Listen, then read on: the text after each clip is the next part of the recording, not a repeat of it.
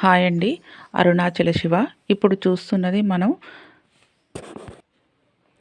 సూర్యలింగం అండి. స్వామివారి దర్శనం అయ్యాక మనం ఆటోలో కానీ నడిచి కానీ ఎలాగైనా చేసుకోవచ్చు. వీలుని బట్టి చేసుకోండి.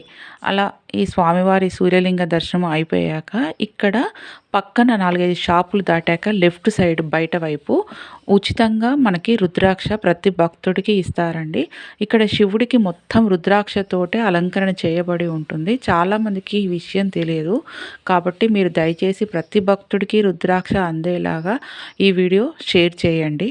ఎందుకు అంటే అరుణాచలంలో స్వామివారు రుద్రాక్ష తీసుకోవడం అంటే మామూలు మాటలు కాదు కదండి. అందుకని ప్లీజ్ ఈ విషయం తెలుసుకోవడానికి ప్రతి ఒక్కరికి షేర్ చేసి సబ్స్క్రైబ్ చేసుకోండి. అరుణాచల శివ, అరుణాచల శివ.